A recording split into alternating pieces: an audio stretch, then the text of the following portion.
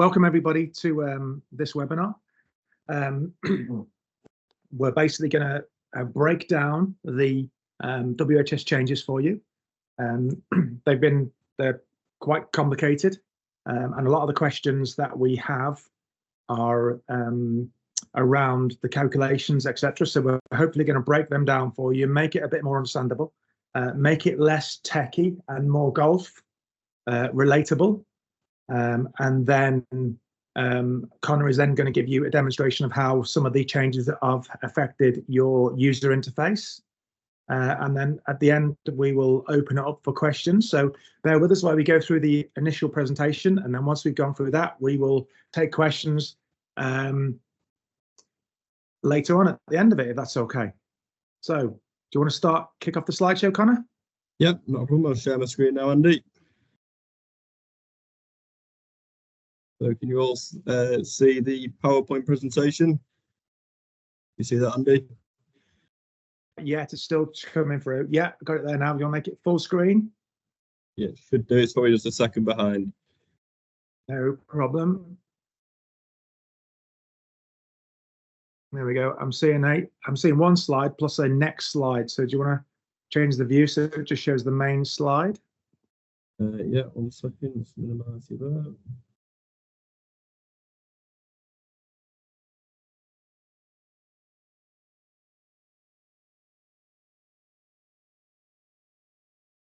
Is that better?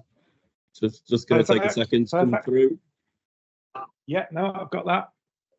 So hopefully everyone else is seeing the same thing, where you can see a full screen of a slide.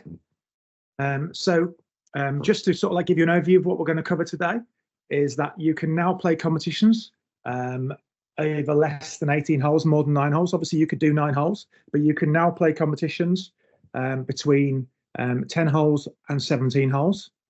And they can be acceptable for handicapping.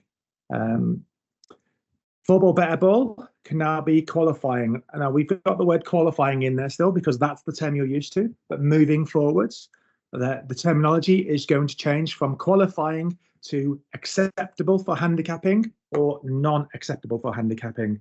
That terminology has been passed down to us from the handicap authorities, England Golf, Ireland Golf, Golf Wales, and Scottish Golf. So the terminology they're using is changing from qualifying to acceptable for handicapping or non-acceptable for handicapping. So just clarify that little point there. We'll run through the play and handicap changes, how they affect what's going on. We're going to break down the concept of standardized par. And then finally, we're going to give you some course handicap examples using the new calculations versus the old, so you can see the difference on them. So if we go to the next slide, please, Connor. Okay, so currently, if a player does not play all 18 holes, so they complete 10 holes or more, but does not complete all 18 holes, then we add net par for the holes not played. However, if they played between 10 and 14 holes, then they would, in effect, get a +1 for the first hole not played. So, in essence, if it's a 9-hole competition, we add 17 points. But if the competition or the round is 15 holes or more, then you will just get net par for the holes not played. Now, moving forwards, instead of just a standard net par, what we're going to get is an expected score. Now, as you can see there, I've put expected score is a closed calculation. So in essence, it's a calculation that's not actually given to us as ISVs. This is a calculation that's been completed by the WHS platform itself. So any holes that you don't play will be allocated an expected score. From the understanding, or my understanding of the terminology that they've used in the documentation, what I expect that to mean is you will get given a score based off a course of standard rating. So in essence, it'll be a course that has a course rating and par that are equal to each other and a slope rating of 113. And the easiest way to break that down is to say that if you're playing a very, very difficult golf course that has very high ratings and you only play 9 holes, for example, if they gave you 17 points for the back nine, that would in essence give you 17 points on a very, very difficult golf course. So in theory, that's giving you 9 holes that you haven't actually played against a rating of a very difficult golf course, or vice versa. If that was on a very easy golf course, then them 17 points would be based on a golf course that's very easy and therefore wouldn't necessarily accurately reflect what your handicap would be. So I just admit some on there. So the whole idea of going against a neutral rating is that any holes that you do not play would be rated against a golf course or golf holes of neutral value. Okay, so that is my understanding of what they're saying with that terminology. Next slide, please, Connor. Okay, so as you may well have heard, 4-ball better ball is now going to be acceptable for handicapping. So in essence, the competition can be either a medal, a Stableford, or a par bogey. And the essence is the team size must be 2 and the counting scores must be 1. And what we can see, what we've been told from the information they've been given to us, is that the team must score more than 42 points.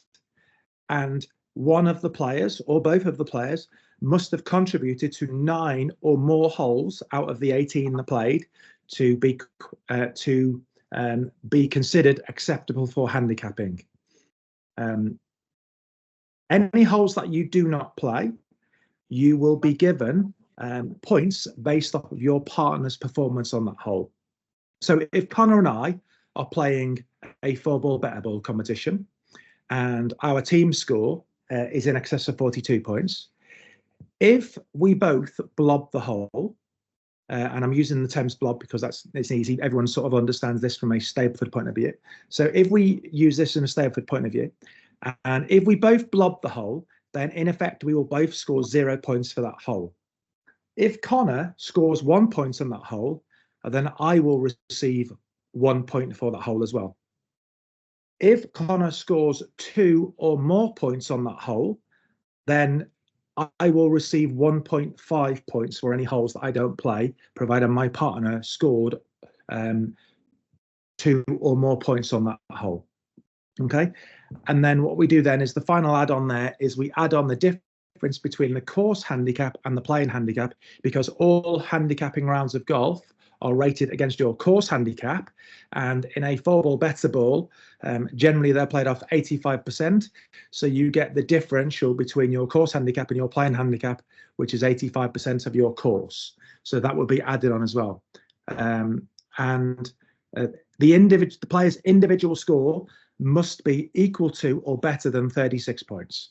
So in essence, what we can take from this is that 4-ball better ball rounds, in theory, will only reduce your handicap and not increase it.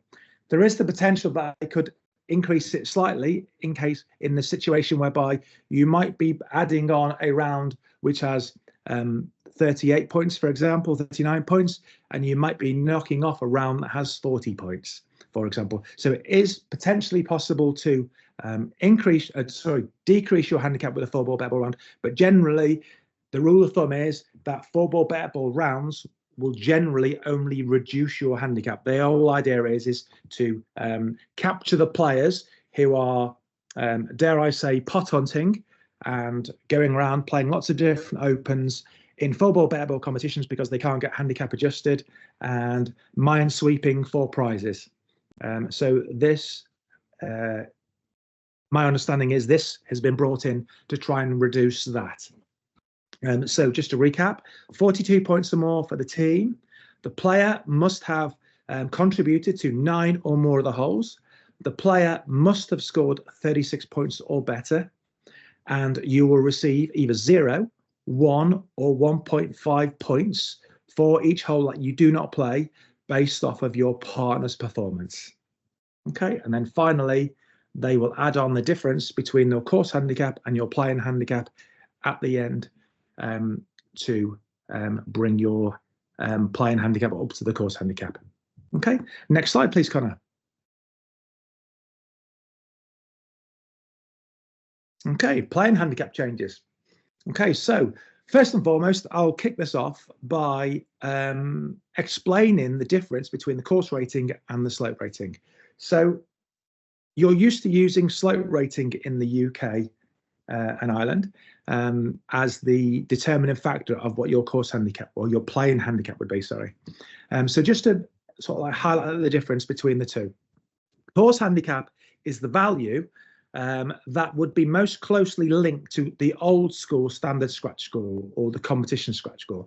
But in essence, the course rating is the expected average score of a scratch golfer. Now, that scratch golfer is a golfer that has a handicap index of 0.0. So if a golfer of 0.0 index was to play your golf course 10 times, for example, on average, they would expect to get the course rating. That's what the course rating is. The slope rating value is used to determine the differential in difficulty for a scratch golfer versus a bogey golfer. Now, in handicapping terms, a bogey golfer is a golfer that has a handicap of 18 to 20-ish. And that would be considered the bogey golfer. And the easiest way to describe that is if you have 18 par fours on your golf course and all of them par fours are 300 yards, that would be deemed as an easy golf course for the bogey golfer, because in theory they can reach all of the par fours in 2 shots and they would be able to 2-putt each green. If, for example, all your par fours are 450 yards, then your slope rating is going to go up, because now, in essence, the golf course is playing very, very difficult for the bogey golfer because they are unable to reach them 450-yard par fours. So the first calculation is going to be the course rating, and that's the determinant of the difficulty of the golf course for the scratch golfer. And then the slope rating, whether it's above 113 or below 113, determines how much more difficult or easy it is for the bogey golfer to score against that course versus the scratch golfer. Okay, difference in rounding. So in Scotland, they adopted a situation whereby the course handicap was unrounded before making the playing handicap calculation. But in England, Wales and Ireland, to make it easier for players when they were stood on the first tee, they rounded that. So what you would do is you would work out what your course handicap was, round it to a value, and then you would take your competition allowance and multiply that by your course handicap and then round it again. In essence, on the WHS, there is no initial rounding. We basically do everything in one calculation. So you can see underneath there, where it says currently for individual qualifying comps, you can see we've got handicap index multiplied by the slope rating divided by 113, rounded, then multiply by 95% and then round it again. Whereas from April 24, the actual calculation is all wrapped up in one. So we do the handicap index multiplied by the slope rating divided by 113. And then we add that to the course rating minus par, and then multiply it by the handicap allowance for the competition. In this example, I've used an individual medal or Stableford at 95%, and then we round it at the end. So instead of rounding twice, we now only round once. And just to pop back up, sorry, I missed the point there. Point number 3, course rating minus par has been added into that, which I just picked up there when I was talking about that. As a result of using course rating minus par, score balancing for multi-T and multi-gender competitions is also changing. So medal play, the score balancing used to be the difference between the course ratings. But now that we are using course rating minus par within the handicap calculation itself, we just need to use the difference of the par for the score balancing. So if my course in particular is a par 69 for the gentlemen and a par 72 for the ladies, so the ladies will receive 3 shots off of the men when they play a multi-T, multi-gender competition. Okay. In Stableford and par bogey, there is no need for score balancing because we are using the play to handicap value because the course rating and the par is added into the handicap calculation itself, the play and handicap. So we don't need to use score balancing for Stableford and par bogeys in future. And the one caveat is their scratch medals. They remain the difference between course ratings. So a lot of people incorrectly assume that a scratch medal, there is no handicap allowance. Well, in actual fact, there isn't a handicap allowance, but you can still play a multi-T or multi-gender scratch medal by using the difference between the course ratings. So everybody, in essence, plays a handicap index of 0.0, and then you will just use the difference in the course ratings to determine the play and handicap of the player. So in the case I gave before, if it was a, for example, the course I play, I believe the course rating is 69.2. The ladies' course rating is 72.3, so it would be the ladies would also receive 3 shots because it's the variance between the 69.2 and the 72.3. So it's 3.1 rounded to 3. So the ladies would receive 3 shots in a scratch medal, basically to allow for the difference in course ratings. Next slide, please, Connor. Okay, standardizing par. This is a new term brought into the new version of WHS, the 2024 version. And basically, because we're using course rating minus par, we can now standardize the pars. I've used a very basic setting here in the sense that our slope rating is 113, so 113 divided by 113 is 1. And then you'll see I've in the top example course rating 72, par 72, to give a player with an 18 index 18 shots on that course. If, for example, 2 of them par 4s were turned into par 5s, the course rating would still remain at 72. The par would increase to 74. So therefore, the player would now only receive 16 shots over that course because the par has been increased by 2. But the difficulty of the golf course is still the same at a course rating of 72. So therefore, the player is going to lose 2 shots off a handicap purely because 2 of the par 4s have been made par 5s. And I will give you a worked example of that shortly to demonstrate how that will actually affect your scorecard and how it will balance out on your scorecard. And likewise, if the par was to go down to 70, so 2 of them par 5s have been turned into par 4s. Excuse me while I take a drink.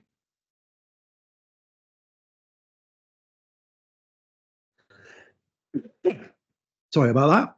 If the par was to reduce to 70 because the par 5s have been reduced to par 4s, and then likewise the player would receive an extra 2 shots because the actual course rating is still the same at 72. However, the par has been reduced. So therefore, the player's handicap has been increased by 2 to counteract the fact that the same difficulty of golf course has a lower par.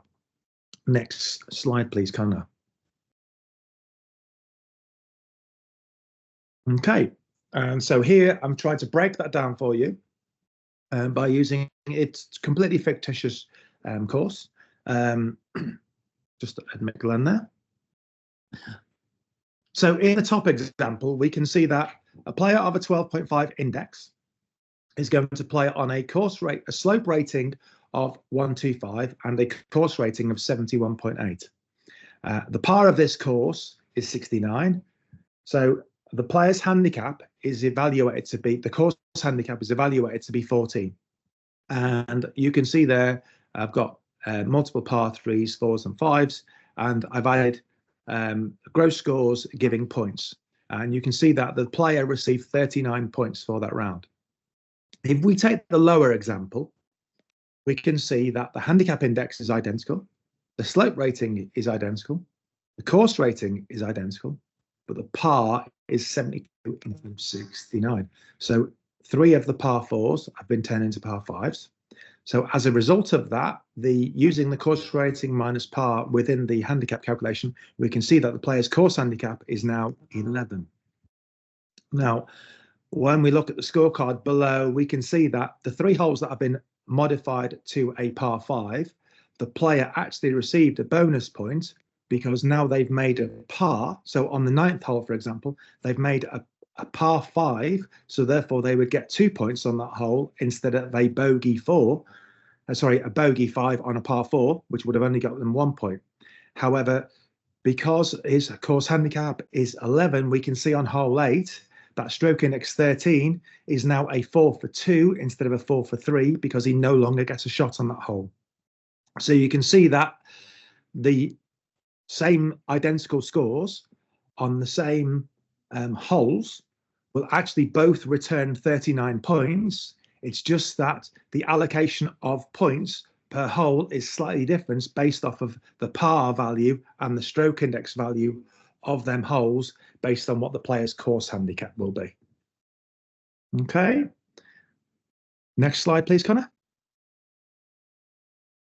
Okay, and final slide for me is going to be some worked examples on the Royal Liverpool golf course. I've used this example because it's got a good mix of course ratings and pars, so therefore it gives us good workability. So if we just go through these, we can see that the black tee has a slope rating of 127, a course rating of 69.4, and a par of 72.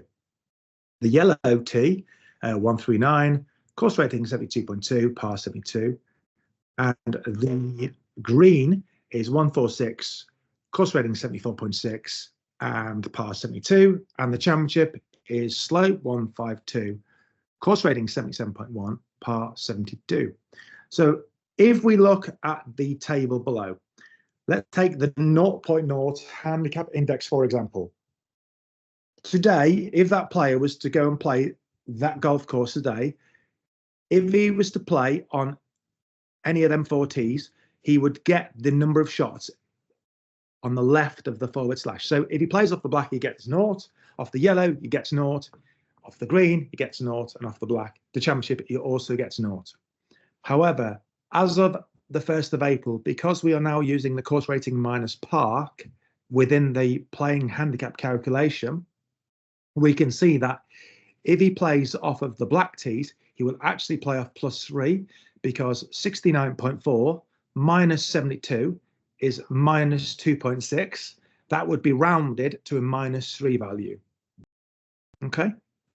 The yellow tees would be rounded to 0 because it's 72.2 minus 72. So it's going to be 0.2 rounded to 0. So he's going to play off 0 on that course. The green is 74.6 course rating versus a par of 72. So he's going to have 2.6 added to his handicap, which is going to round up to 3. And the championship is a 77.1 rating against a par of 72. So therefore he's going to receive 5 shots on the golf course. So you can see there's an 8-shot swing between the black tee and the championship tee just by using the course rating minus par versus the current values. Okay, so if he was to play it on the 31st of March, he's going to play off 0. However, if he plays on the 1st of April, he will receive +3 all the way through to 5. And then we can see that scales on all of the different handicap indexes. If I jump straight down to the 28 handicap index, we can see that if that player was off 28 handicaps was to play that the black course on the 31st of March, he would have 31 shots due to the fact that the slope rating has pushed his handicap up. However, come 1st of April, he's only going to receive 29 shots. And then vice versa on the yellow, 34 versus 35, 36 versus 39, and 38 versus 43. So you can see that the slope rating and course rating minus par values actually can change the playing handicap quite considerably if your course ratings and slope ratings are quite extreme values like we've used in this example at Royal Liverpool. Okay, next slide, please, Connor. I believe that's probably it. Yeah, thanks for that, Andy. Yeah, so I'm just going to run you through some of the changes you might see on the on Club V1 and the member-facing apps for some of the 2024 handicapping changes. So first of all, as Andy's already briefly touched on, the terms qualifying and non-qualifying are now going to be referred to as being acceptable for handicap or being not acceptable for handicap. So we've updated all of our products, Club E1, How Did I Do, the touchscreens, club sites and the members hub. It's now all referred to being either acceptable for handicap or non-acceptable for handicap rather than qualifying and non-qualifying. You now have to select a marker when entering a score. This has come from England Golf. So now we previously had a setting here for How Did I Do, where you could allow the players to skip the marker selection. So if they didn't want to choose a marker, they could skip past that and not select a marker for their general play round or competition round. This setting has now been removed. So when entering a score via How Did I Do or the PSI, your players will now have to select a marker. It's still optional for the marking 4. You can still skip that. It's just the marker that is it's now mandatory to select one. On the PSI, it's a similar thing. However, on PSI, there was actually an additional setting to enable the marking on the PSI, as well as the option to have the skip. Both these settings have been removed. So on the PSIs now, for those of you not using it already, you will be able to select a marker and a marking 4 on the PSI, and selecting a marker will be mandatory. The little skip button will no longer appear, as shown in the screenshot below. It's also been made clear that we need to ensure that players can see their playing handicap when signing in and entering a score. So just to cover all bases on this, we've updated all sign-in and score entry views to show all 3 handicaps. So that'll be the handicap index, course handicap and playing handicap. So as you can see in that example below, we're now displaying all 3 handicaps. And then obviously for any team events where there's a team handicap, we'll also display the team handicap accordingly. There's also been an additional disqualification rule added. So practicing on the course before or between rounds, this has been added to the list that is now not acceptable for handicaps. So when entering a score, you've now got the option when selecting the disqualified marker to choose that new reason. Holes in use. So this is touching on what Andy was touching on before, with having some competitions that might be less than 18 holes, for example. So rather than just at the moment creating a competition and selecting an 18-hole course card for it to be a competition that's acceptable for handicap, and just relying on your players to choose the did not play option for any holes which might be out of use for course maintenance or weather. Now in the courses step of the competition wizard, there's an additional subheading now called holes in use, and they can say, are any holes on the course not in use for this competition? If you choose yes for that option, you'll then be asked to deselect any holes that may not be in use for that competition. So here we've deselected the 1st and 10th as not in use for this competition. And then when your members are then entering their scores at the PSI or via How Did I Do, when they get to say the 10th hole, it will just let the member know that hole is not in use as competition, and to please skip straight to the 11th. That is it in terms of some of the front end Club V1 changes, following on from Andy's WHS comments. Just a few general points which some of you might be wondering. Obviously this goes live, all these changes will be live as of April the 1st. Just to reassure you, the support team will be available on the bank holiday Monday. It is a limited support team, but there will be a presence, so they will be available via emails and also on the phone. Like I say, you can try and leave any calls outside of sort of WHS until specific calls, as they will be pretty busy answering queries.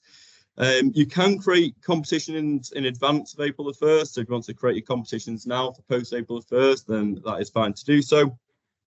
However, we do advise that post April the 1st that you do not amend any competitions from prior April to the 1st on the previous rule set.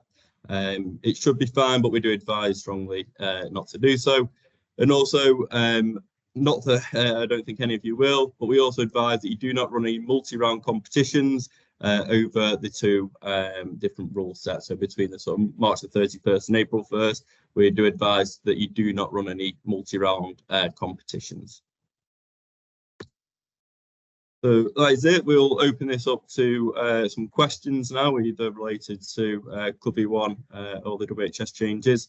So we'll open that up to questions now. Any questions, Adam, that have jumped out? And there's two sort of popular questions that have been asked multiple times. To the first one, if you have set up the comps already in Club E1, do you need to go back into the comp as this template wasn't available to say the comp is acceptable?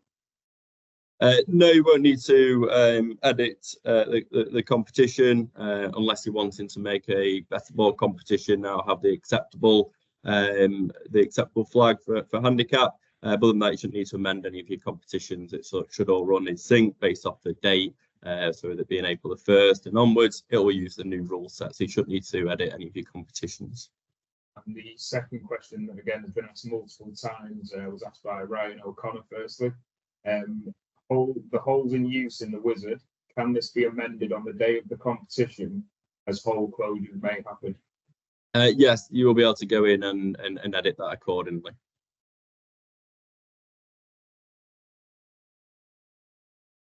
If anyone would like to raise their hand, then we can unmute you. If you want to ask a question that's perhaps not in the chat, there should be an option to raise your hand, and then either Andy or myself should be able to unmute you to ask that question.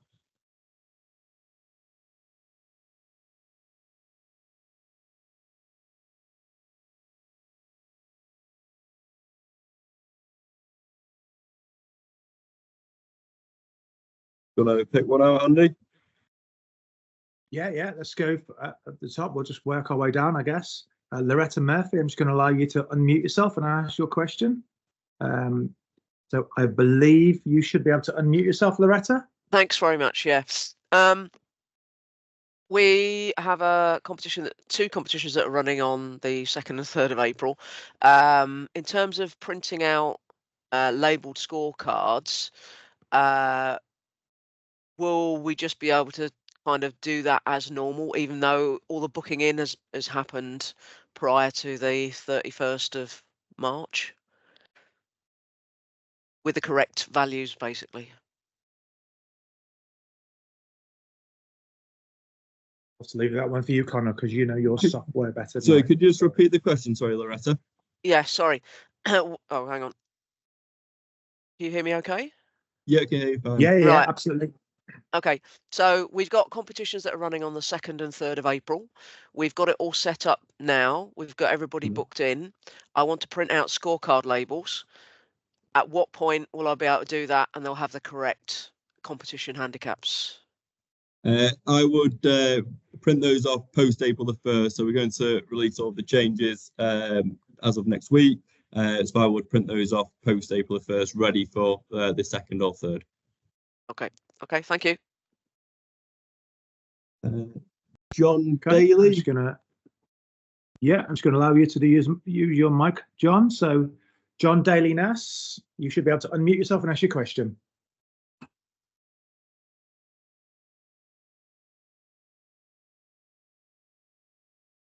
Hi, John. If you're listening, then feel free to unmute and ask your question.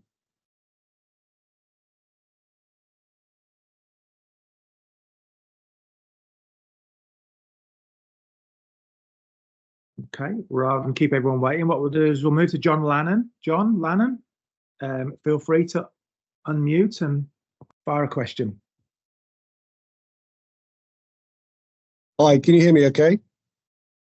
Certainly can, John. Great, lovely.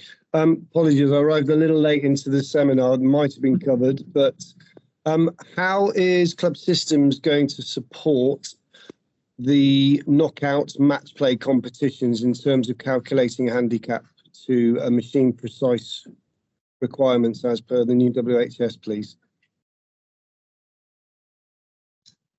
Yeah, we are working on adding handicap information to knockouts at present. It's not, Andy might correct me if I'm wrong here, but I believe it's mandatory as of the 1st of April. But we are working on getting that information on knockouts as soon as possible. We're just working on that at the moment. Yeah, that's something we're also working on. can you explain why your interpretation is that it is not mandatory? Because I was at the England Golf webinar, or seminar rather, last month, and their position was, if it smells like a competition and looks like a competition, it is a competition. So I was under the impression that any knockout competitions that we run should have machine precise handicaps, and that includes knockout comps. The knockout competitions through Club V1 are not qualifying events. However, we are, like I say, working to get the handicaps displayed on knockouts as soon as possible. But I can't commit to that prior to April the 1st just yet, as we are working through all the other changes that have come through. But yeah, they're not actually a qualifying event through Club V1. Right. Okay. So your position is that because a match play knockout competition is not a qualifying or for handicap purposes, it doesn't apply, or the machine precise doesn't necessarily need to apply right now. Correct. Yes. Like I said, we're looking to add that information to Club V1 as soon as possible. Like I say, there's a small chance it could be prior to April the 1st, but if not, it'll be very shortly after April the 1st that the handicap information will be added to knockout events, regardless of it being qualifying. Okay, so sorry to labour this point, but as you can imagine, some of my members are a little bit nervous about this. Currently, if I'm right, when you run a knockout competition through Club V1, it gives you your first round and gives you the handicap of that person in the first round. I'm assuming that once they get past round 1, 2, 3, 4, etc., the correct handicap index and hopefully playing handicap will be visible for everyone to see. Yes, correct. Once the work's added in, it will be the live handicaps round by round. So it won't use the first round handicap when they entered. So the playing handicap, course handicap, handicap index will update round by round accordingly. Okay, brilliant, lovely. That's great. Thank you very much. Thanks, John. Okay, next question from Sharon, please. Doesn't have a surname, Sharon, so if you would like to try and mute yourself and ask your question. Hi, afternoon. When a score has to be validated by the marker, will the marker receive an email or a text or something to confirm that they actually marked the score and it's correct? Just say that again, sorry, Sharon, I couldn't quite hear you there. It says now that you have to select a marker when you put in your score. Yep. Will that marker receive a email or text to confirm that they were the marker and that the score is correct? They will not receive a text or email at present. The marker will be submitted through to the Club V1 back office, so you'll be able to see the score and who was marking that card and their signature or name that's been displayed, as it would be if it had been signed on a card. So yes, you'll be able to see who's been the marker for that score accordingly. At the moment, it won't send an email to say that they were the selected marker. That could be something we take feedback on to look at moving forward. Okay, thank you. Thanks, Sharon. Thank you, Sharon. Graham, your microphone should be enabled now if you want to unmute and ask your question.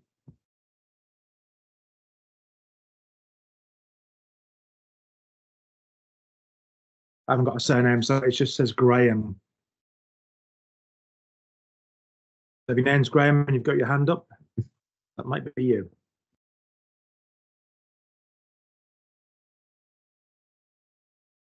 No joy? Okay, Steve C, would you like to have a go? You should be able to use your microphone now, Steve. Just unmute yourself and ask your question. Yeah, thanks so much, Andy and Connor. I think I might have worked this one through already, but it's just a quick question on markers.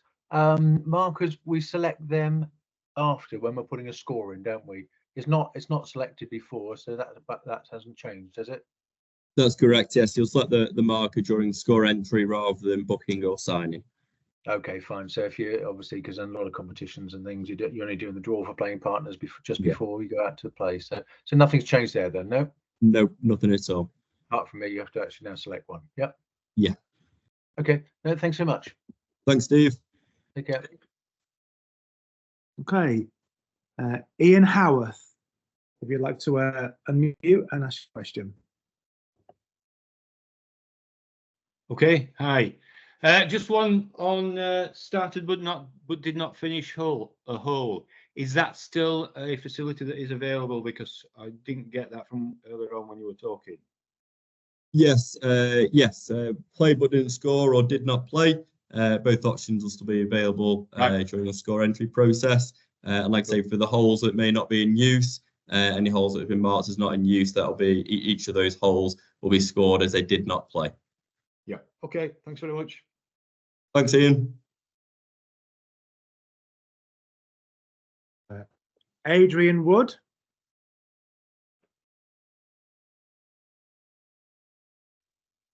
Yeah, hi Andy, can you hear me? Yes, we can, mate. Yeah, far away. Right, two quick questions. Building on what Loretta said, I have a competition on the 1st of April. It's all set up, everybody's booked in. Does this mean I can only print out the scorecards on the morning, super early on April the 1st? I would recommend that you do so. Like I said, we are going to release the changes prior to the 1st, ready to be in play from April the 1st at 00 hours. And it does go off the competition date. So there's a chance you could do it over the weekend, but I would advise just to do it on April the 1st, if possible, is what I'd recommend. However, you can do it the day before, as it does go off the competition date, but I would recommend doing it on the day of the competition if time does allow. Okay, thank you. And the second question is on social golf, not competitions. Is there an app anywhere so that members can work out their playing handicap on social golf? Because in competitions, the club systems will do the calculations, but for social, it doesn't, because it gets quite complicated. How do they work out their playing handicaps? So we have sort of two options in terms of general play scores. It can either be now acceptable for handicap or non-acceptable for handicap. So we have the option where you can do a social round as not being for handicap, and that will still give you the information on your handicap index, course handicap, and playing handicap, even if you're doing that as a social round that's not qualifying. So a member can see that before they go out? Yeah, so is this for a round that's not going to be a qualifying stroke score for handicap, Adrian, sorry? Yes. Yes. Yeah. Then, yeah, they've got the option to do a non-qualifying or now non-acceptable for handicap score via How That I Do. They can just click the general play round option on the PSI or How That I Do. Then they have the option to choose if it's either a score that's acceptable for handicap or not acceptable for handicap. They choose the non-acceptable for handicap option, then it'll still give them their handicap index, playing handicap and course handicap, and they can enter that score, obviously, but then that score wouldn't be submitted to CDH. Perfect. So they can just do that, see their playing handicap, and then make a decision. It's all available before the round. Correct. Thank you. Thanks, Adrian. Okay, moving on to Mike Goff. Mike, if you'd like to ask your question. Just a point of clarification around players who are just using the PSI touchscreen in order of signing in, etc. Will the marker rule that you've got, which goes on through How Did I Do, apply there? Will you have to select a marker then in that case, where you enter your score via a touch screen? Yes, it will be. You'll have to select the marker on the PSI as well if you're not already doing so at the moment. The feature on PSI is optional. You can turn it on or turn it off to select a marker, but that will now be turned on for everybody. So that'll be mandatory going forwards, yeah? Correct. Okay, from the 1st of April. And also, very briefly, if I may, on the CR versus par calculation, that will automatically come through on the 1st of April, because at the moment, if I look in my system, I can select, you know, depending on the date, one of the two options. I can either select CR minus par or the standard. Will the standard one disappear from the 1st of April?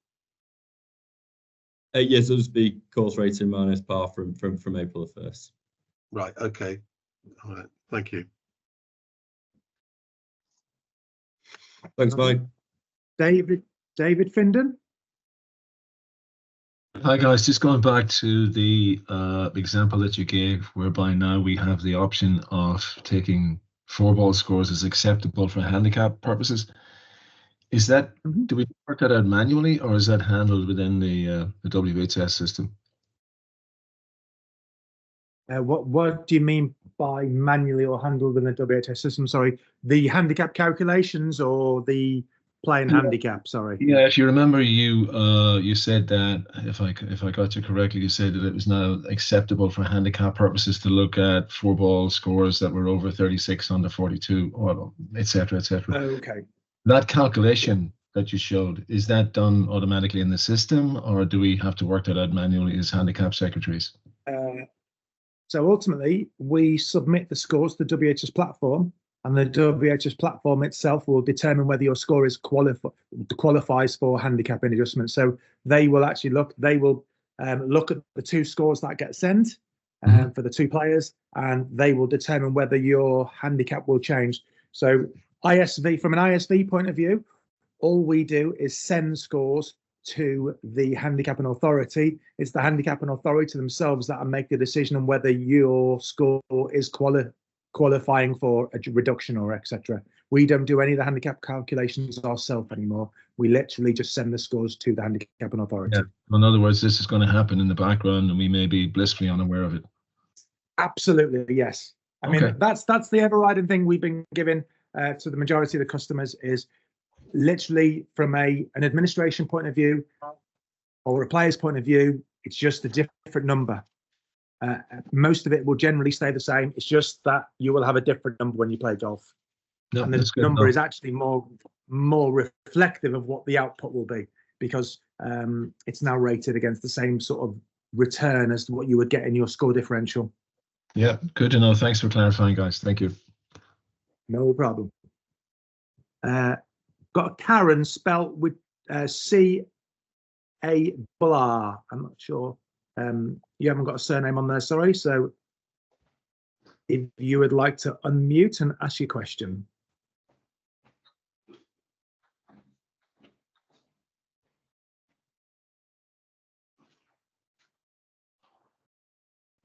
Karen, are you hearing us there? You want to unmute and ask your question? C-A-R-R-O-N, Karen.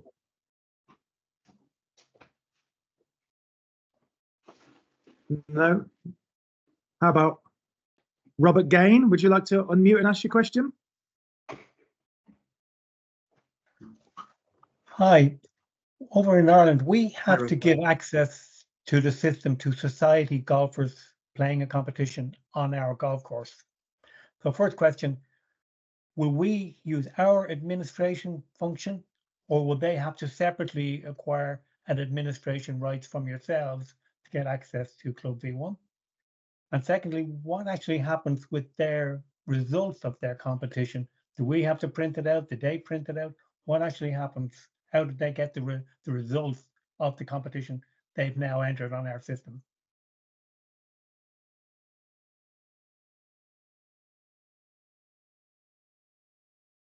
Over to you, Connor, for that one, I'm afraid. I'm sorry, I'm not familiar. Could you just repeat that? Sorry, Robert. Okay.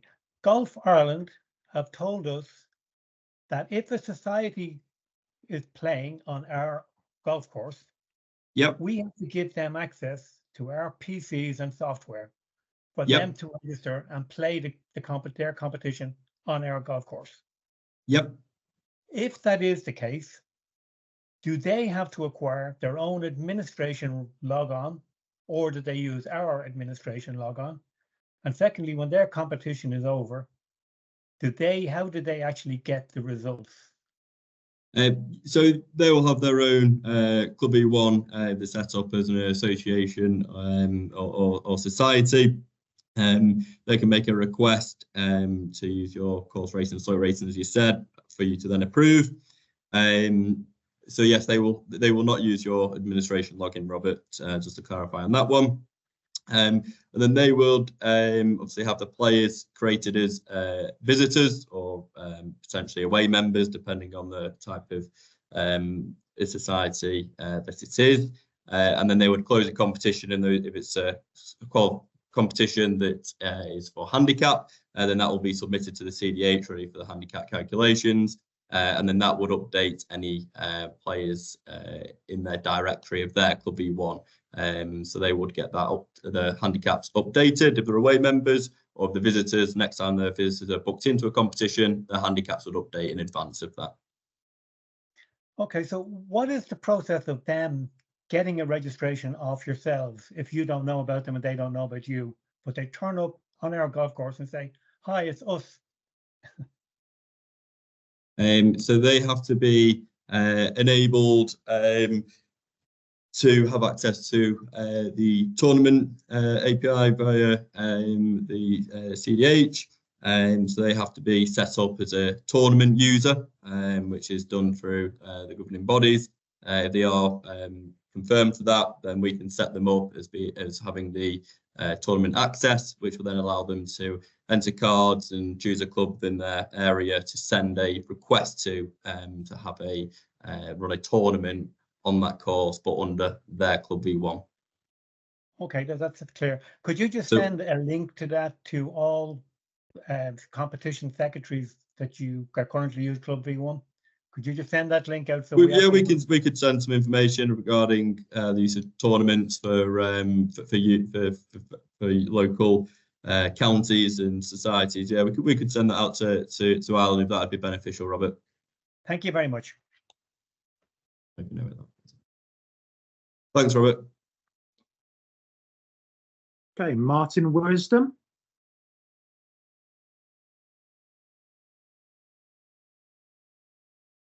Would you like to unmute yourself, Martin, and ask your question?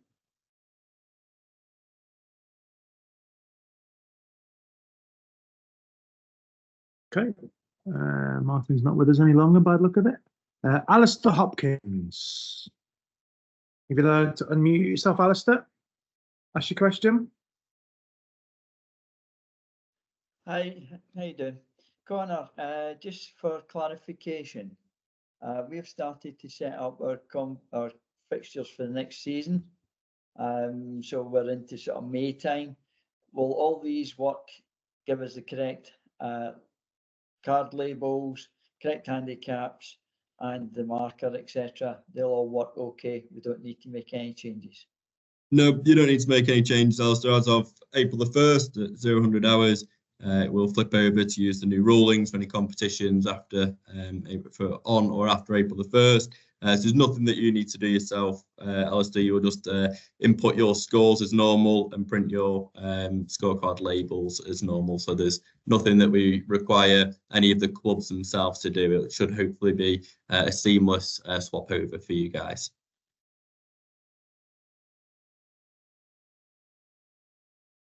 Does that clarify your point, That Alistair? clarifies, that's fine. Yep, thanks, Connor. Thank you for your question. Okay, well, I've got Michael. Hasn't got a surname, I'm afraid. It's just Michael. So if you're a Michael and you're asking a question, try and unmute yourself and fire away.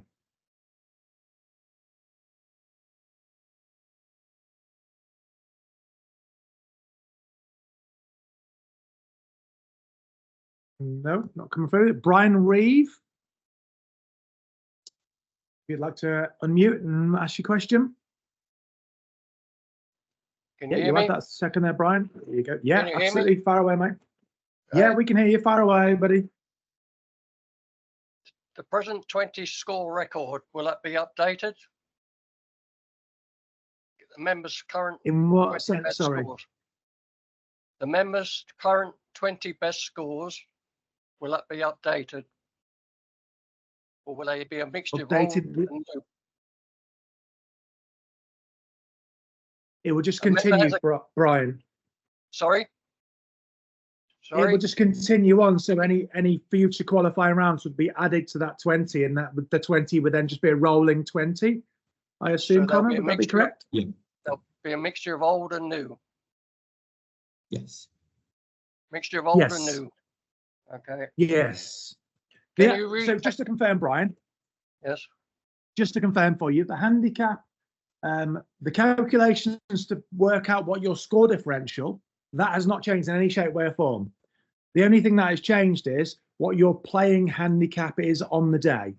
But the actual score differential calculation is exactly the same as it has been since it first went live in November 2020, was it? 2020. So that calculation is still exactly the same. So if you play the same 2 rounds of golf on the 31st of March and the 1st of April with the same scores on the same holes, they would both return the exact same score differential. The only difference is that you would potentially play off a slightly different handicap when you're playing the competition, because it's your playing handicap that's adjusting, not the score differential, which is the return. And that score differential is what updates your handicap index. So that hasn't changed at all.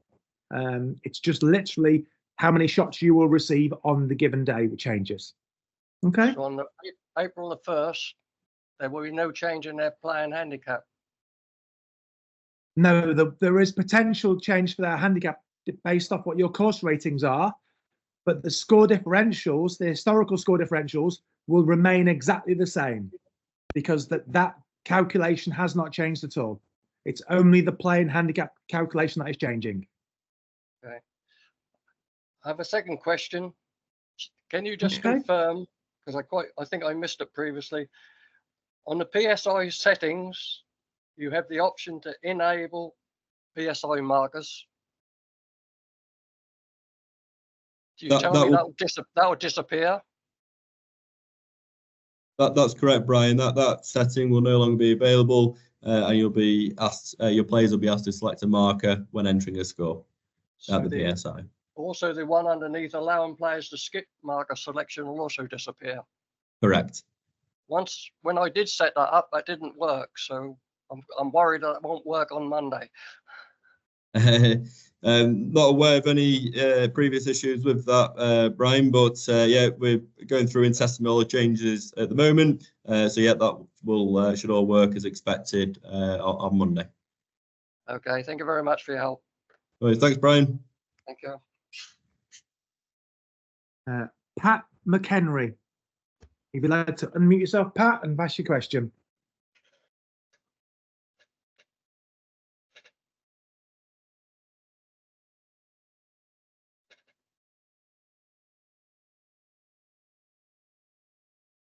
Pat McHenry. Okay, Joe Kilkeel. If you'd like to unmute yourself, ask your question. Hi there, can you hear me? We certainly can, Joe. Far away. Good. I think you maybe answered it when answering Brian there a moment ago. Regarding the calculation of the score differential, whilst we don't really need to do that, it's done automatically in the background. You're saying that it hasn't changed. In order to do that calculation, we used to subtract the course rating from the adjusted score. Now that the course rating is taken into consideration to calculate playing handicap, do we still use the subtraction of the course rating in order to calculate the score differential? So I may step in this one if I may. So the score differential calculation is not completed in any way, shape or form by an ISV.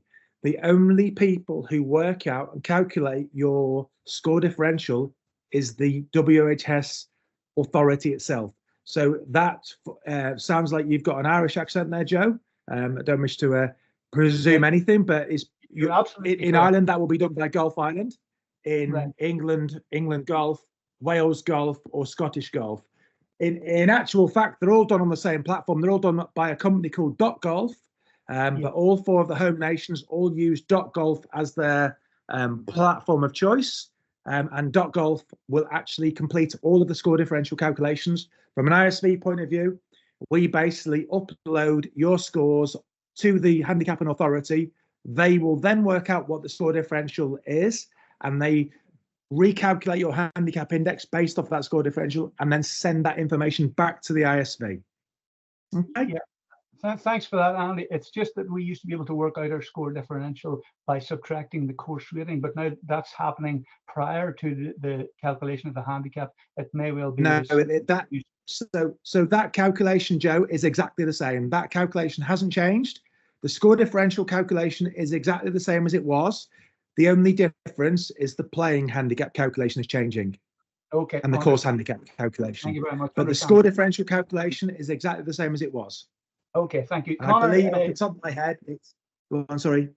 Yeah, thanks for that, Andy. Hopefully we'll work that out. Connor, just to say thanks, looking forward to be able to use a marker name in the PSI. Will that marker name also be printed out on the competition sheet?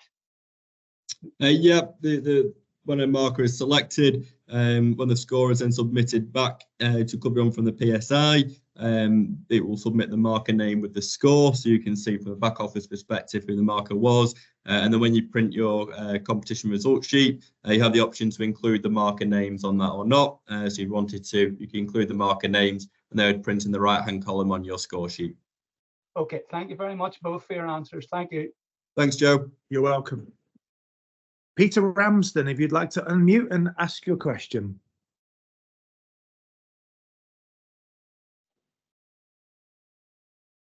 Hello, Peter. Feel free to ask your question.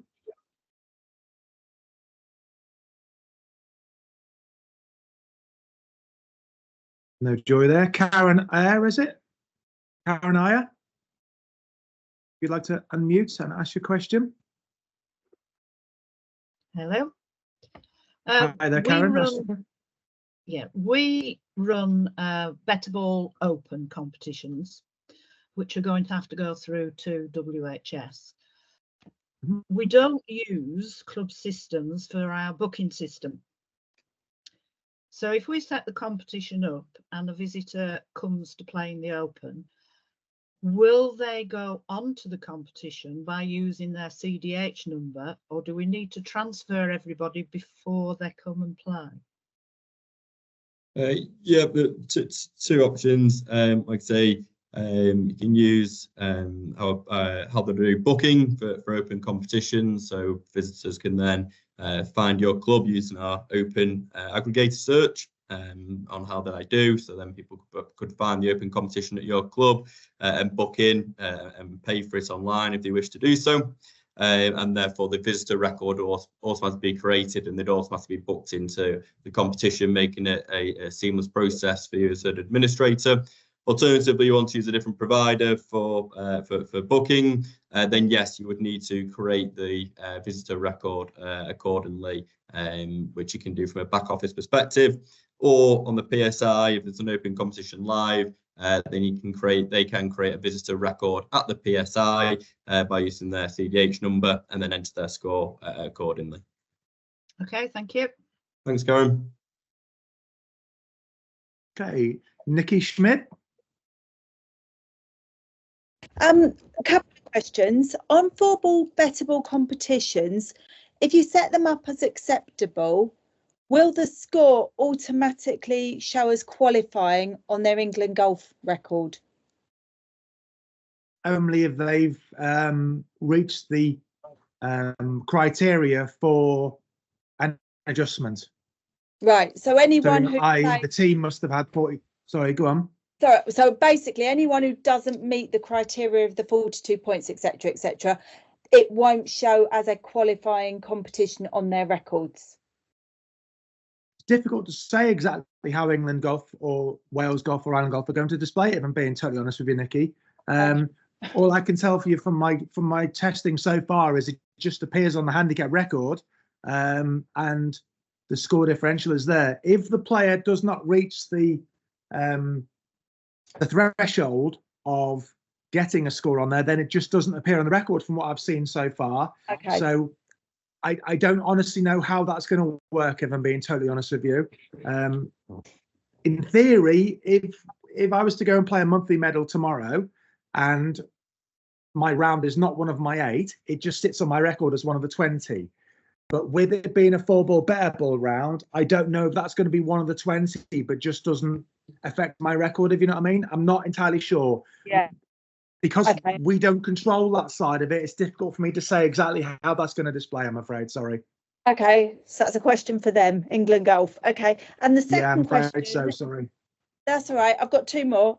If we clone competitions, are we all right to clone pre-April the 1st? Will it then have the acceptable and all the rest of it? Will that be updated? Yes, that should be fine to do so, Nikki.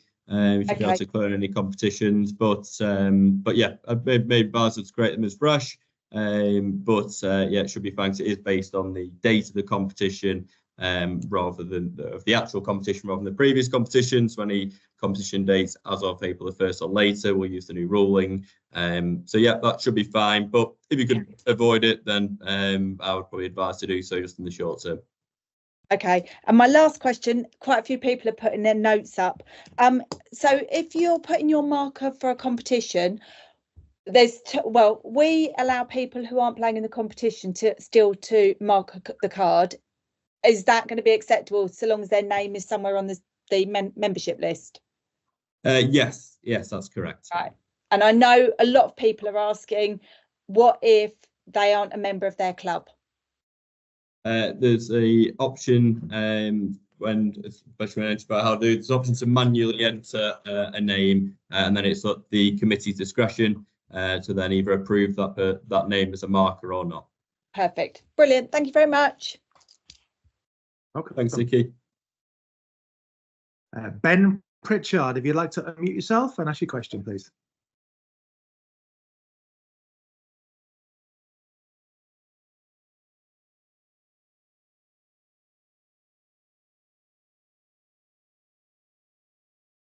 Ben, just for information, I can see that your microphone is showing like you're talking, but I'm not hearing anything. Sorry. Are you hearing anything, Connor, for Ben? I'm not, no. I don't want to try Graham again, Andy, because he did raise his hand again. Oh, we can hear Ben now. Oh, Ben, yeah, we can hear you now, Ben, sorry. Yeah. So for me, I guess the point is for clarity around the markers. Is that is that for verification of a score, or is it more just for reference of that is who the marker was? So I'm just thinking for competitions, for example, where I know for casual rounds, it may take a day or 2 for somebody to verify a score, but for competitions, is it going to be for verification or just for reference? Just for reference, Ben. Okay, and then I guess a kind of side point on that is how will it work for example, obviously in the rare occasion that somebody might leave the course mid-round, how is that going to work? Is it just going to be whoever's the final signature on that card? Is that the person whose name is going to be put down? Yeah, be up to the person who's entering the score to select who their marker is. If there is any sort of overriding factors, then the back office can always enter a score without needing to choose a marker. So they would have you'd sort of have administration override, let's say. But yeah, it's up to the person entering the score to choose their marker. And then obviously, I suppose when you print your competition result, you can cross-reference the markers to make sure they're how you'd expect them to be. Okay, brilliant. And then just another point around the ability to obviously remove holes from play on certain days. So just an example at my course, we have an 18-hole card and a 12-hole card at the moment. The 12-hole card has one hole that's almost like an alternate, so it's not played in the 18, but we play it as part of the 12. How would that work? For example, would we be able to select 19 holes almost for play, and just have one unchecked for the 18, and then obviously unchecking another few for the 12-hole card, or would we still have to set it up almost as 2 different courses? Yeah, the advice in that unique scenario probably is 2 different courses. But like I say, if any qualifying or now acceptable for handicap competitions, then advise us to use the 18-hole course as normal and deselect the odd hole or 2 that isn't in use. Okay, thank you. Thanks, Ben. Just to clarify on that one, that course, I assume, Ben, is rated, yes, with that extra hole. It is, yes. Yeah, because any round of golf that is acceptable for handicapping has to be against a rated course, of course. That's all. Okay, thank you. Lovely. Well, thank you.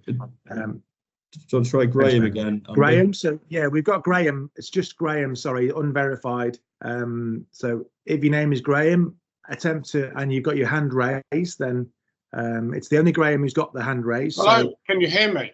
Yeah, we can hear you, Graham. Hi, Graham. All right. Great stuff, great stuff.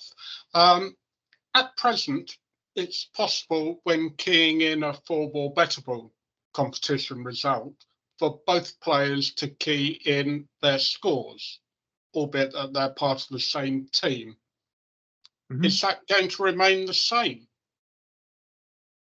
Yes, that'll remain the same, Graham. So either player can enter the score for the team, and then that'll be submitted back. And as Andy mentioned before, it'll be the actual sort of CDH that confirm if that is a score for handicap or not.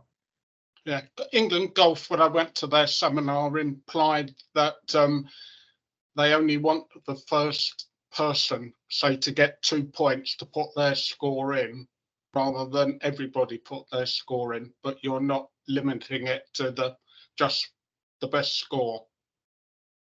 So it'll be for it to be a best ball that is acceptable for handicap. It has to be a team size of 2 with 1 score to count. So if you were entering the score, if we're on a team to the Graham, then I could choose to enter the score for both of us. I would enter both of our scores, and then the system will work out which is the better score. And then when that's submitted to the CDH, they'll work out based off the scores that are submitted if that is deemed acceptable or not. Okay, thank you. Thanks, Graham. Just to clarify on that point now, Graham. So if we are only able to upload 1 score for the team, so if one of the players scores 3 points and the other player scores 2 points, the 2 points will not go to WHS. That player who gets the 2 points will actually get 1.5. Okay. Yeah. So just to clarify that, we can only send 1 score. Yeah. If they both get, we can only points. If Sorry, you and say I again. are a team, and we both score 2 points, then how will you select which player's score to send? If you both have the same score, we can send through for both players. Okay. So in scenario 1, you get 3 points, I get 2 points. Then we would send 3 points as the team score, and it would be true for you and false for me. Yeah, If and I'd get one and a half. Yes. If we both get 3 points, then we just set true for both people. Okay. Okay. Okay, thank you. No problem. Just before you go to the next question, I'm just wondering from Adam if there's any questions in the chat that are common, which might tick a few off. Or is there no sort of repeat questions in there? We'll maybe give Adam a minute to find that. Just take one more question in the meantime. Yeah, so we've got Peter. Again, sorry, no surname Peter, but if you're Peter and you're in the chat with your hand raised, then try asking your question. Yeah, you go in. Hi, can you hear me? Yes, we can, Peter. Fire away. Okay, I sound a bit croaky. This is going to sound a bit irreverent, but just to give you a bit of context. We played a ping ball competition on Saturday. We had 160 people on the golf course. So that gives you an idea of the demand for competitive golf here. But most of those golfers do not want to play qualifying competitions. And we haven't played a qualifying competition since October. We've got situations where balls are being lost in fairways because they're so muddy. What will our options be going forward to keep our members happy? Well, just under the my understanding of the handicapping authority is that if your course is in a condition acceptable for handicapping, then your individual competitions and your 4-ball bettable competitions should be set as qualifying. But that obviously relies on the fact that your course is in a condition suitable for handicapping. If you're saying that your course is not in a condition suitable for handicapping around because of the extreme conditions of the course due to weather, then you would be entitled to set that as non-acceptable for handicapping. But you know, the whole spirit of it is, if your course is in an acceptable condition, then the competition should be set as acceptable for handicapping. But I can't speak on your behalf as what is or isn't acceptable. That's between yourself and your county to determine that on the conditions of your course. And I believe, I know from my own course that we do in the past, where we've had exceptional wet circumstances, that we've asked for an extension of the pick and place rule, for example, beyond the normal dates. So you would need to go to your county for that clarification, Peter. Okay, thanks very much. That's not, yeah, that's not the ISV's decision, if that makes sense. That's what I'm trying to say, really. That's between yourself and your county, all right? Yeah, I realise it's not it's not something that falls normally within what we're discussing, but obviously WHS is becoming more and more imposing, if you like to put it like that, on the ability of golfers to play casual competitive golf, if that makes sense. Yes, and yes. certainly amongst our members, there is quite a backlash going about it. Yes, I mean, it's one of them, isn't it? It's kind of like, I get where the authority are coming from. The more rounds that go in, the more accurate handicap is. The less rounds you put in, the less accurate your handicap is. Under the new system, your handicap can go up as quick as it comes down. So, you know, if ultimately, at the end of the day, if all your members are playing competitions at your course, if everyone's playing in the same mentality, then there's balance, isn't there? There's equilibrium. But that, again, that's not for us as ISVs to determine what are acceptable conditions and what aren't. That's between yourself and your county, I'm afraid. Okay, Britt, no, that's a great answer. Thank you. Okay, thank you very much. Anything, Adam, at all from the questions? No, I think it's I think a lot of the questions that were in the chat with someone else has asked and clarified by the looks of it. There's no sort of repeat questions, but I'll have a scan through after, Andy, the chat and reply to any. Yeah, we can always come back on the meeting chat, can't we, on any other questions? Yeah. Kevin in the chat. Kevin, got your hand raised if you want to unmute and ask your question. Can you hear me? We certainly can, Kevin. So I lost count the number of times last year the PSI crashed. So if the PSI is unreliable, can Club V1 replace it? If you're having issues with your PSI, Kevin, advise you contact the support team. There's no sort of issues with the PSI from a software perspective that we're aware of. There's definitely not a global issue there. So if you're having issues with your PSI, it could be something related to the hardware. So I'd advise that you contact the support team and they can troubleshoot that problem and sort of arrange a new unit if needed. Because the problem we have is trying to get in touch with the support team. It takes half an hour or so for an answer. Okay, so the other question I've got is that we use Club V1 for the knockouts. So if a person gets a bye to the second round, the system doesn't or didn't last year notify the winner of the first round. Is that something that's got changed? Yeah, there was an issue with the player receiving the buy, not receiving the notification email. That has since been resolved, Kevin, so you shouldn't have any problems with that this year. Okay, well, fingers crossed it's okay for this year. Thanks very much. Bye. Thanks, Kevin. Thank you, Kevin. Sorry, Kev, I didn't realise you were going on the chat. I'll just mute them again. Right. Stephen, if you'd like to ask your question. Or if your wife would like to give you some grief in the background, whichever.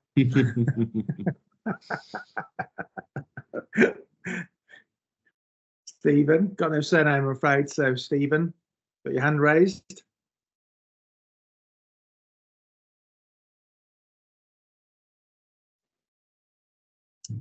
No joy.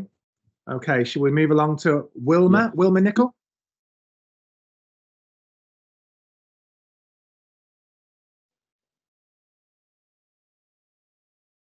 Wilma, would you like to ask your question? Move on to Martin. Hang on a second, I'm not sure of her. No, Wilma should be able to unmute and ask the question, I believe. Martin Wisdom.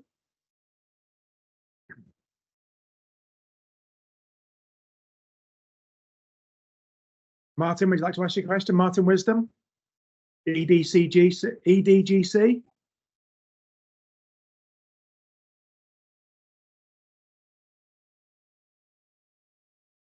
Okay, we'll move along to Brian Gilpin then. Brian, would you like to unmute and ask your question? Hi guys, how are you? Can you hear me okay? Good stuff. Yeah, can hear you, Brian. I can hear you loud and clear, buddy. Okay, it's just a quick clarification. You pointed out that not to run a multi-round competition over the 31st and 1st. I understand why. However, we have a competition set up at the moment, which runs from the 29th through to the 1st. It's a 36 hole over the 4 days. But would I be right in thinking that in an aggregate print, I can use the first round handicap? Would that sort it, do you think? Yeah, that could work, Brian. Yeah, using the first round handicap by an aggregate print. Like I said, we're advised due to obviously the difference in rules not to run any competitions that are a multi-round. But if you're running them as separate entities, where maybe the competition on the first is a competition on its own, and then wanted to try and aggregate them after using the first round handicap, that could be an alternative way around the problem. The other thing is that because our course isn't an acceptable acceptable condition, it'll not be for handicapping anyway, due to our weather problems at the moment. But yeah, thank you very much for that. I think I'll just leave it as it is and try and work around it. Splendid. Thanks, Brian. Thank you, guys. Cheers. Bye. Thank you. Clive Peddle, would you like to ask your question?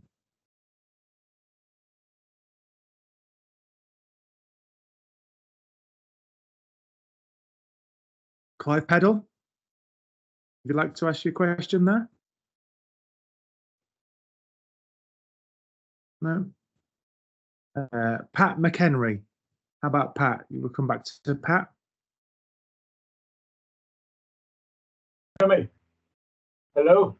Oh, can you hear me? Hello there. Hello? Pat. Can you hear Pat, me? we can hear you. Perfect. Yes, we can, buddy. Thank you. Thank you very much, Andy and Connor, for very illuminating discussions.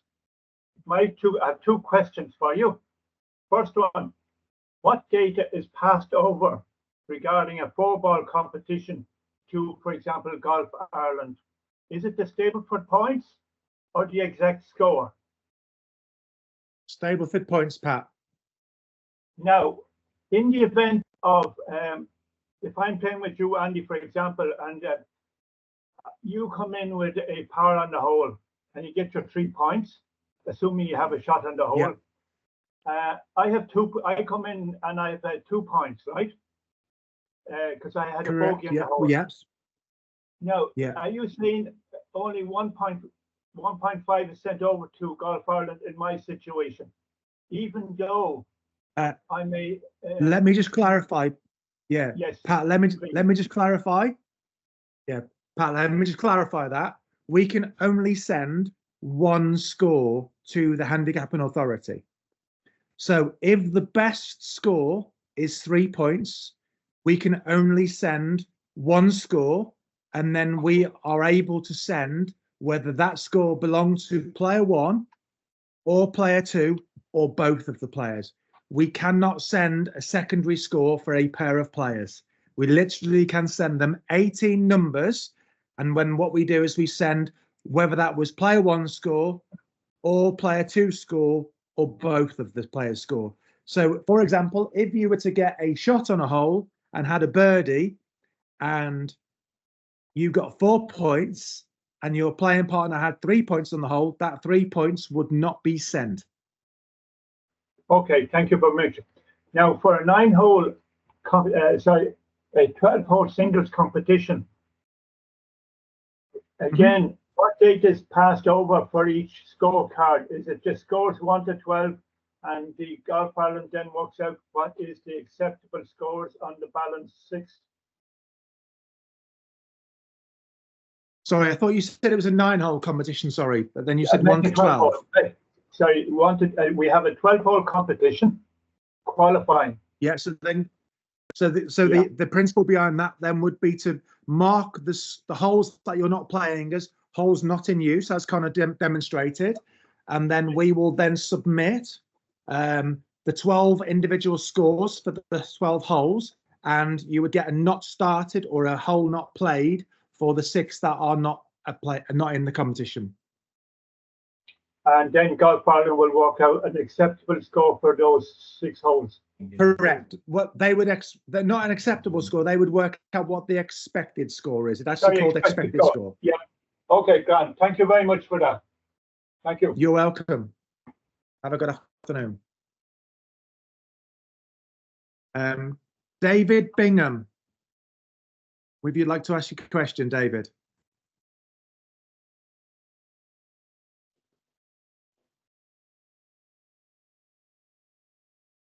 David Bingham, still here? Okay, we'll move along because we're running out of time. Bruce Foster, if you'd like to ask your question.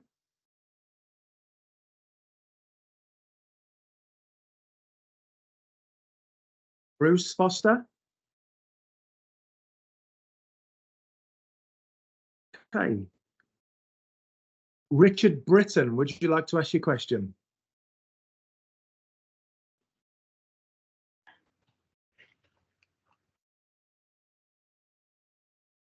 Okay. Oh yeah, Richard, you've got a microphone on there, so I assume you're going to ask. No, you had it and then you turned it off again. Richard? Just a sec. Yeah, he's there. Is it on now? Yeah, can you hear Richard? Yeah, it's on now, Richard. Okay. Ask your question. Unfortunately, we're in a position at our club that we're still suffering from the floods and we have no clubhouse. So therefore, the members can't input their scores onto the PSI, etc., or even log into the competitions. At the moment, I'm doing majority of the work, so I'm to collect the cards and bring them home and do them on my system at home. Is that acceptable? The marker, because I mean, obviously, if you're saying the marker is going to be mandatory, I won't know who the marker is because when the card's signed, you can't read some of the writing. But is it acceptable for me to unmark the cards when I input them? Yeah, that's what you Connor. Sorry, because I don't know what your admin system does in the back end. Yeah, you're fine to enter those scores manually in the back office, Richard. You don't need to input a marker via the back office. However, if you've not got access to a clubhouse, the alternative is for your members to be able to enter the scores via how did I do on their phone, and they can select their marker, and that would submit back to Club V1. Okay, fine. Yeah, fine. Yeah, accept that. Thanks very much. Thanks, Richard. Okay, we've got a Chris. If you'd like to unmute and ask your question, Chris.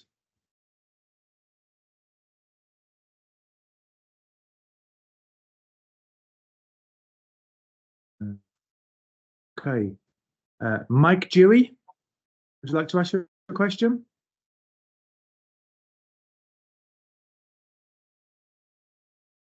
Conscious, folks, that we're running out of time if we're not careful. That's all. So I will run through them quite quickly. Oh, Mike, yeah, looks like you're going for it. Sorry, there was a delay on when you said speak before the mic was available. No problem. No problem. Fire away, buddy. A couple of questions. Firstly, about the mandatory marker. Did you say attesting will not be available anymore? Did I hear that? Can we still have an attester? Yes. Yeah, it's not mandatory to select the person marking your card, but you can still also, via how do I do, choose whose card you would be marking if you wanted the extra verification. But the change on the rule is that just your marker has to be selected at score entry by your members via either how do I do or the PSI. So they will be asked to select a marker at the PSI or how they do for score entry. But yes, if you wanted the full verification, that is available via how did I do if you choose to enable selecting both a mark and a marking for, and then doing the comparison and verification of scores. Yeah, and the second question, Andy. Originally, I think you said if the two players on a 4-ball better ball have got the same score, you can send 2 scores to England Golf. So I think the confusion. not at all. Do I just take this a little bit, Andy? So I think the confusion was from a score entry perspective for your players, what I was saying earlier, which may have caused some confusion, might not have been clear enough on it, was from just entering the scores perspective. Like I say, me and Andrew in a team, I'd enter, both of our scores. But in terms of and the system can obviously work out the scores to count, etc. But in terms of the submission, as Andy said later on, we'd only send the 1 score to the CDH in the submission. So I was just talking from purely entering a score at the PSI or how did I do. I can enter my score and Andy's score, but in terms of the submission, we'd only submit 1 score to CDH with if that was player 1 score or player 2 or on the rare occasion both. So how do you make that decision when both they're scoring the same points? Let's say they've got the same handicap and they scored exactly the same points on that hole. How do you make the decision which one you're going to send? We don't need to. We can send both as true. No, so you can. If they're both the same, you can send both. No, so let me just clarify that up for you. Right. So let's just, for example, say that you have a low handicap golfer and he has a 4 for 2 on the hole. And you have a player with a higher handicap who has a 5 for 2 on the same hole. What we will send to England Golf is we will send 2 as the number 2. That's how many points the pair got, and we can send that both players scored 2 points. Okay. What we can't do is if one player scores 3 points and one player scores 2 points, we are unable to send the 2 points. We can only send the best Stableford score and who of the players achieved that score. So we can send 2 points and true for both players, or we can send whatever the score was and which score achieved that score, basically. Okay. Does that make sense? The examples on England Golf were never showed exactly the same number of points, so that's very helpful. Thank you. No problem. Brian Plunkett, if you'd like to unmute and ask your question.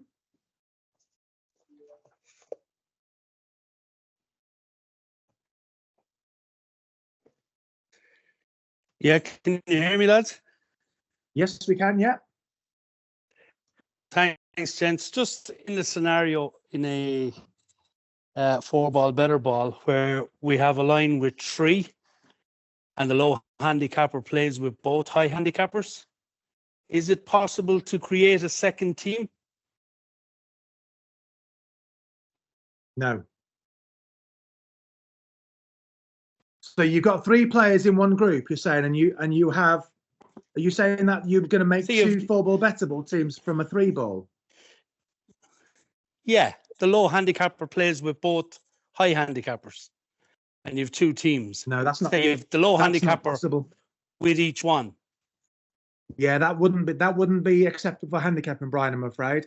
An acceptable format is 2 players and 1 score per hole. That's the acceptable format. A 3-player team would not be considered acceptable, or even it wouldn't be acceptable for 1 player to play in 2 teams at the same time. That wouldn't be acceptable. No, sorry. Okay, thank you. You can't play in one competition twice at the same time in theory. That's basically what they're saying. Does that make sense? Yeah, that's perfect. Else the player would get 2 handicap adjustments on the same round of golf, and that's not that shouldn't be allowed. Okay, Jim. No surname, I'm afraid, just Jim. You'd like to ask your question? Yeah, can you hear me? Yep, fire away, Jim. You know the sheets we've got up in the wall for players to know what handicap they're playing on for a specific course. Is that sheets going to change, or will we still keep the old ones? Well, they would be. What you mean, the ones that you got printed out in 2020, Jim? Yeah. Yeah, came from they're our course, and he wants to look up his handicap for our course. Do they stay the same, or do we have to renew them?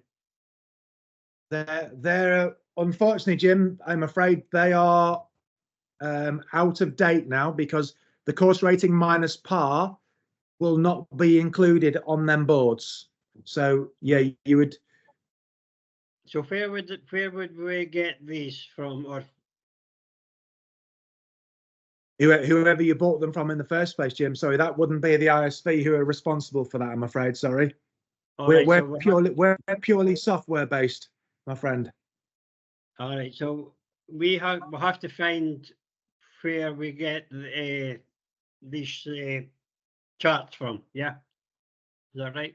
Yeah, I don't know who you got them from. There are different companies, Jim, but it's not for me to say which company you used or which companies are available. I'm afraid we are, here at on Clear Course, the golf division, we're purely software. I'm afraid, buddy. That's okay. I was just asking the question because. Yeah, sorry, I can't advise on that because I don't know who you got them from, or I don't know which companies may or may not be able to provide them. I'm sorry. Yeah, that's great. Thank you very much. Thanks, Jim. No problem. Have a good afternoon. Stephen, would you like to ask your question? Can you hear me? Yes, Stephen, far away, buddy, far away. We've already set up all our competitions for the rest of the year. Now, in May, we are going to have our par and rating changed. So we will alter the course records then on your system. Will the ones we've set up already pick up the new one, the new par and rating? You may just need to edit the competition and just continue through the courses step of the wizard for it to just bring through those new ratings. Yeah, we can do all of those, but it will pick up the new one. It won't go back and pick up the old one because we made that particular competition setup before April the 1st. Correct. Yeah, if you make edit your ratings and for any future competitions, then you can, like I say, just edit the competition, go to the courses step, and continue through. And then when you enter scores into that competition, you'll use the new ratings. Your system will pick it up automatically, the new one. No, so you'll have to edit your course with the we'll do the that. new ratings. Yeah, we'll do that. Okay, thank you very much. Thank you. Thank you. Neil Harris, would you like to ask your question? Hi, can you hear me? Yes, we can, Neil. Okay. Again, I just wanted to make absolutely sure I'm clear in one respect to the 4-ball, better ball input of scores. I understand what you're saying about only one score will be forwarded, and it might be in relation to one player or both players. Are you saying then, as far as you're concerned, the club is for a club to decide if they want their members to input both scores to begin with, or can choose only. So, for example, you've got two players in a team, they both score 2 points on a hole, and the club decides only put one score in.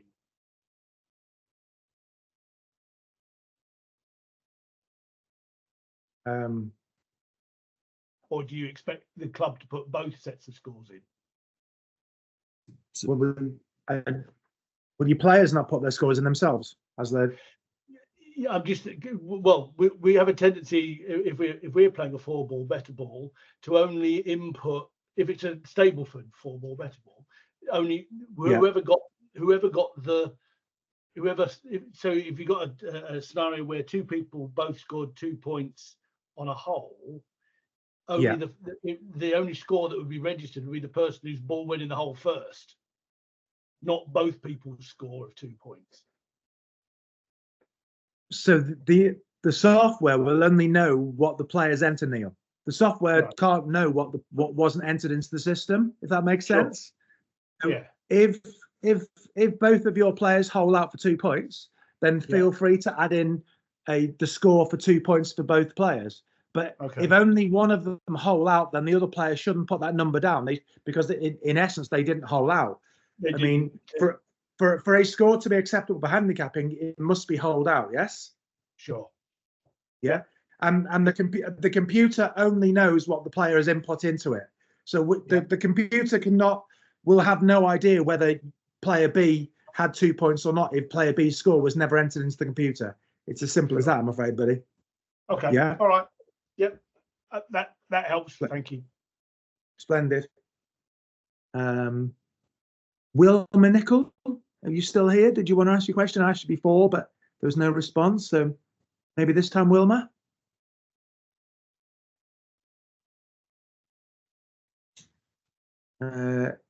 Nick Shannon, if you'd like to ask your question. We'll try Graham potentially next. If Nick. Sorry, Nick is coming through there. Yeah, Nick is coming through. No, disabled again. Nick. Let's try again. There you go. Yeah, can you hear? Yeah, we can hear you. Hear me okay? Yeah, just a very quick Yes, one.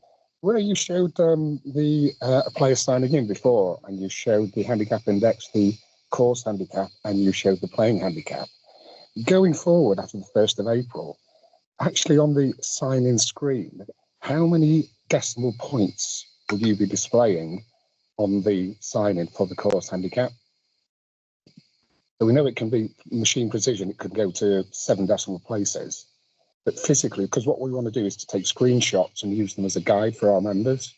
What we're saying to them is you don't necessarily need to put the course handicap on, but it would be good just to be able to show them exactly what you will be showing on the sign-in screen. It will be it won't be to any decimal places, Nick. I think that's what Andy and I decided was the best route to take on that. Anything else want to add on that, Andy? Yeah, so basically, Nick, when you're playing, let's say, for example, you're playing a Stapleford round. Yep.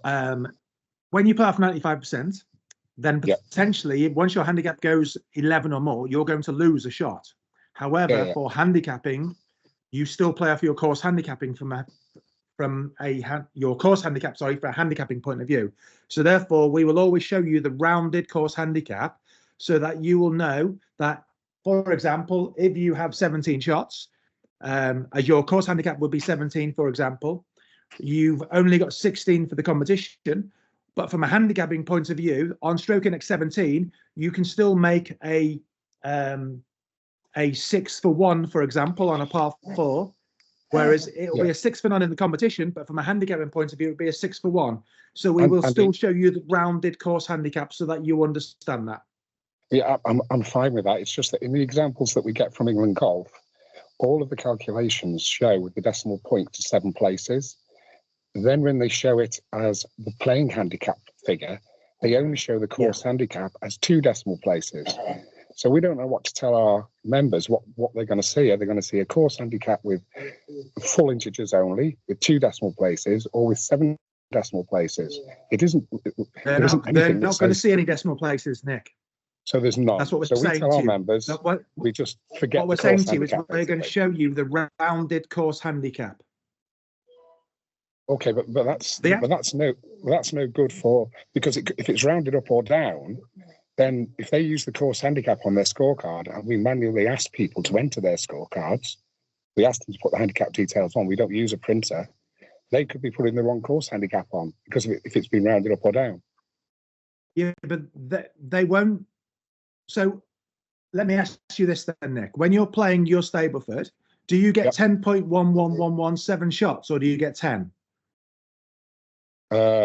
You'd get 10, but from Exactly. from calculating the playing handicap though, it would want 10.1111.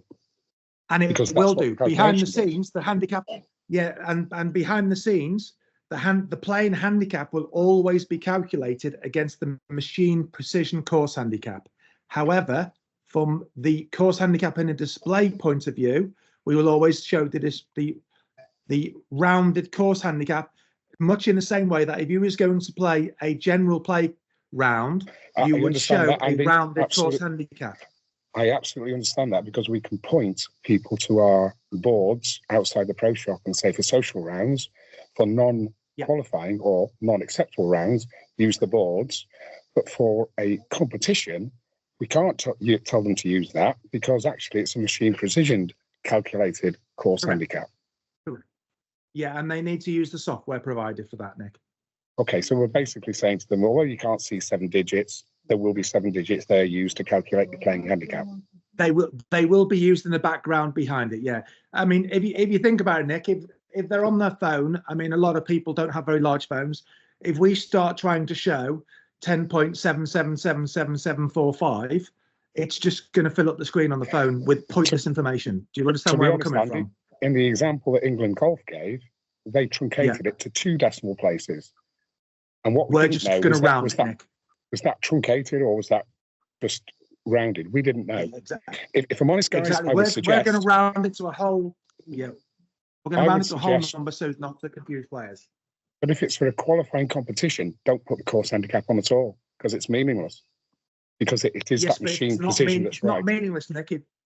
So that I'll just draw you back to the initial point what I made, Nick. If you receive 17 shots if your course handicap is 17 and your playing handicap is 16 because of 95%, then on stroke index 17, you might be able to hole out for 1 point. That won't affect your competition score. However, it will affect your handicapping adjustments. Okay. That's why we're going to show you the rounded course handicap. That's fine. We'll agree to differ, Andy. I think I know what we need to do for our members. It's okay. No worries. Thank you, guys. Splendid. Cheers, bye-bye. So we're down to the last couple of questions. Yeah, Graham Souter, are you here, Graham?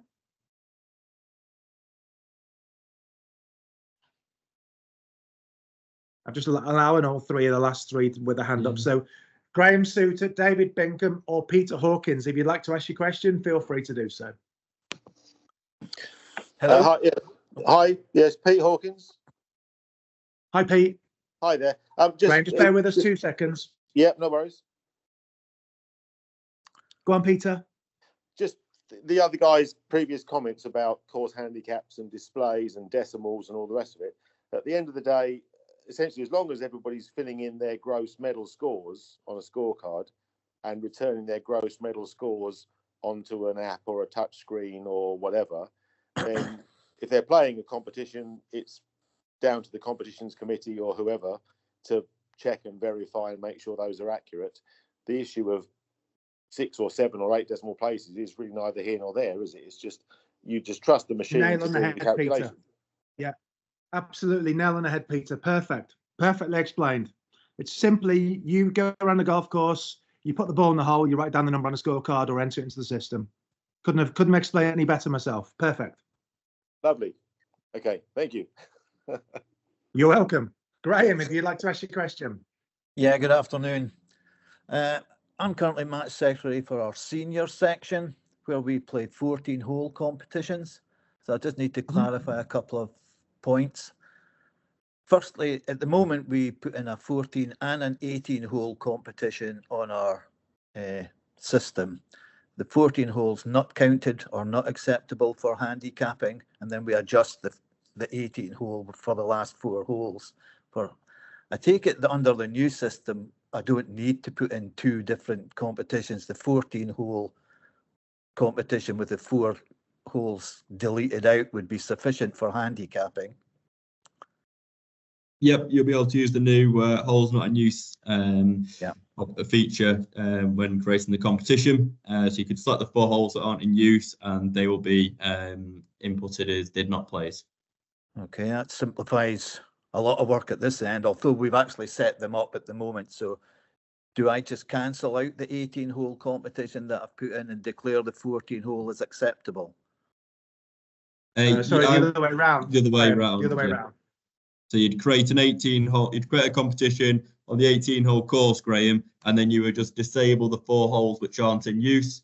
And then those 4 holes on that 18 hole course would be submitted as if the player selected did not play. Okay, right, that's fine. The second one is that obviously we're in the northeast of Scotland where the weather can be quite tricky. At the moment, our calendar is fairly full. So if we get really bad weather, then what we've been doing in the past is rolling over a competition to the next date, which would then mean we'd have 2 competitions on the same day, but with the 1 round. Can we still do that if we declare one of them not acceptable for handicapping? So you're playing in 2 competitions at the same time, is that what you're saying? Yeah, but we're just playing the 1 round, but it's covering 2 different competitions because of a bad weather rollover from a previous week or that. We don't have spare weeks that we can actually slot that into. But if we can we do that? You would have to make one of them as one of them is not acceptable and the other one is acceptable. Yeah, the Handicapping Authority would not accept 1 round being adjusted twice, that's for sure. Well, neither would my members. My members don't want their handicaps adjusted twice for the 1 round in any case. But that's fine. Okay, thanks very much. No, definitely not. Yeah. You're okay, welcome. Thank you. Thanks, Graham. All right. I'm very sorry, Connor, but I need to go and enjoy the delights of the dentist, I'm afraid. Sorry. So can I leave you with the final questions? Very sorry, folks, for jumping out, but I'd rather stay here and answer questions and go to the dentist, but unfortunately that won't hurt my teeth. Right. Thanks, Andy. I'll speak to you tomorrow, Connor. See you later. Thank you, everybody, for your participation. Bye-bye now. David Bingham, are you there?